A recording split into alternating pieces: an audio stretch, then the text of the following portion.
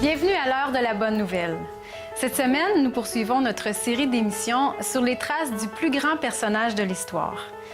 Je vous invite à aller retrouver notre équipe dans le jardin de Gethsémané, un lieu de pèlerinage abondamment fréquenté en Israël, puisque c'est l'endroit où Jésus a livré le plus grand des combats de l'histoire, alors qu'il luttait avec frayeur et angoisse ses derniers moments sur terre, en sachant qu'il allait mourir sur une croix.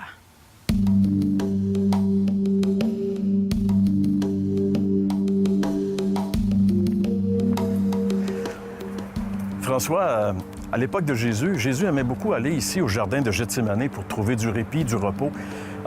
Mais aujourd'hui, c'est devenu un des endroits les plus bruyants de Jérusalem. Et c'est certain que si Jésus était à Jérusalem aujourd'hui, je pense pas qu'il irait se recueillir dans ce jardin-là. En tout cas, ce qu'on en a fait, Jean-Pierre, c'est un peu impressionnant parce que c'est rendu commercial, que c'est rendu des intérêts privés, bien, on ne pouvait pas tourner l'ensemble de nos émissions là.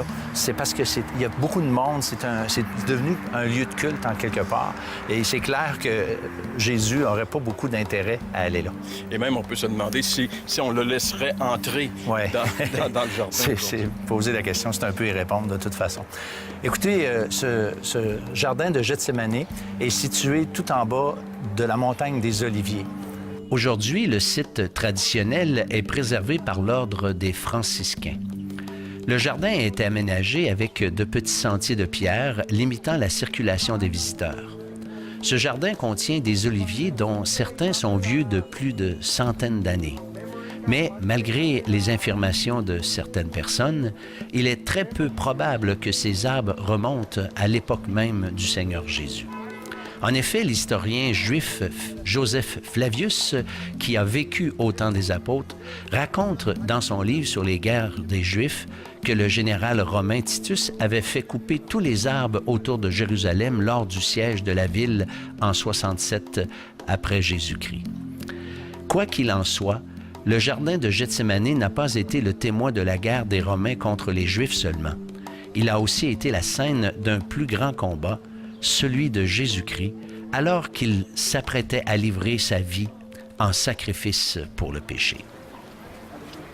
Ils allèrent ensuite dans un lieu appelé Gethsémané, et Jésus dit à ses disciples, « Asseyez-vous ici pendant que je prierai. » Il prit avec lui Pierre, Jacques et Jean, et il commença à éprouver de la frayeur et des angoisses. Il leur dit, « Mon âme est triste jusqu'à la mort. Restez ici et veillez. » Puis, ayant fait quelques pas en avant, il se jeta contre terre et pria que s'il était possible, cette heure s'éloigne de lui. Il disait, « Abba, Père, toutes choses te sont possibles. Éloigne de moi cette coupe. Toutefois, non pas ce que je veux, mais ce que tu veux. » C'est un peu difficile pour nous de s'imaginer que dans un endroit aussi paisible que le jardin de Gethsémané s'est déroulé le combat le plus important de toute l'histoire de l'humanité. Si on sait ce que veut dire le mot Gethsémané, ça peut nous ouvrir un petit peu une piste de réflexion. Le mot Gethsémané signifie littéralement « pressoir à l'huile ». Dans ce jardin d'oliviers, il y avait un pressoir, c'est-à-dire de grosses meules, qui broyaient les olives pour en retirer l'huile. Et c'est pas étonnant que ce soit dans ce jardin-là que Jésus a été écrasé par la perspective de la colère de Dieu qui allait venir sur lui. Ce fut, je pense, dans la vie de Jésus, le moment le plus ultime. Allait-il, oui ou non, aller à la croix? Tout se jouait à ce moment terrible de son histoire. Il était dans ce jardin avec quelques-uns de ses disciples et il était en train de voir devant lui l'horreur de cette coupe qui se dressait dans les heures à venir. Cette coupe d'horreur et de terreur était tellement horrible que les mots « frayeur » et « angoisse » sont les termes que l'évangéliste Marc utilise pour nous décrire l'état dans lequel Jésus était dans ce jardin ce soir-là. Les sentiments les plus sombres avaient envahi son âme. En réalité, il était dans un état dépressif. Il était écrasé Son âme était noire, et lui-même, il le dit. L'horreur qu'il avait devant les yeux était tout à fait humainement insupportable. Parce qu'il avait devant les yeux l'abandon. Il avait l'abandon de tous, même ses disciples qui étaient avec lui dans ce jardin n'ont pas pu veiller 1 heure en prière avec lui. Ils étaient endormis. Et il savait très bien que dans quelques minutes, il l'abandonnerait tous. Il se retrouverait seul. Et alors qu'il allait se retrouver sur la croix, non seulement il allait se retrouver abandonné de tous ses amis, mais il allait être abandonné par son Père lui-même. Il allait s'écrier « Mon Dieu, pourquoi m'as-tu abandonné? » Jésus allait éprouver ce que personne avant lui, ni personne après lui n'a jamais expérimenté. C'est ce qu'on appelle la solitude cosmique.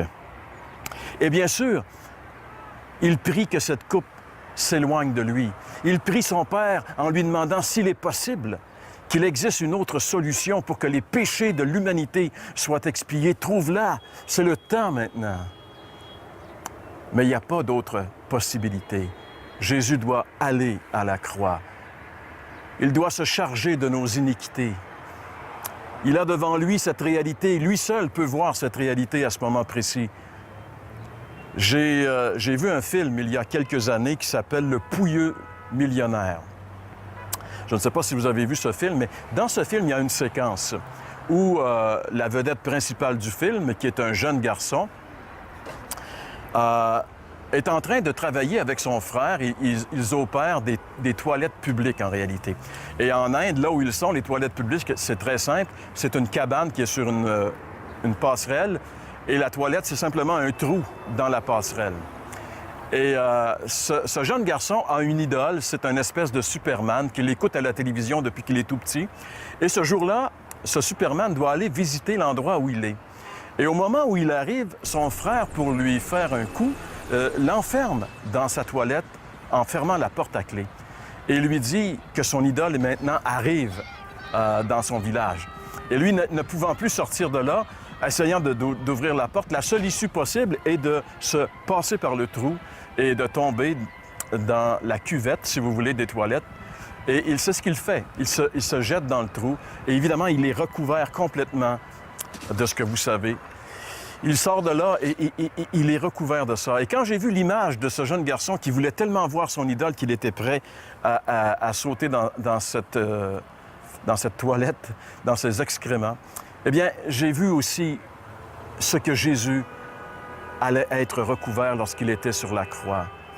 La Bible nous dit « Celui qui n'a pas commis le péché, Dieu l'a fait devenir péché pour nous. » C'est cette perspective qui était devant les yeux de Jésus qui lui amenait cette frayeur et cette angoisse. Lui qui n'a jamais commis un seul péché, lui qui a toujours été en bonne relation avec le Père, allait prendre sur lui les péchés de tous les hommes de toute l'histoire de l'humanité et il allait sur cette croix subir le jugement de Dieu afin que nous puissions avoir la paix avec Dieu. C'était cette perspective de l'horreur de la croix que Jésus était en train de combattre dans le jardin de Gethsémani. Et finalement, il a eu la victoire lorsqu'il s'est écrié non pas ma volonté, mais ta volonté.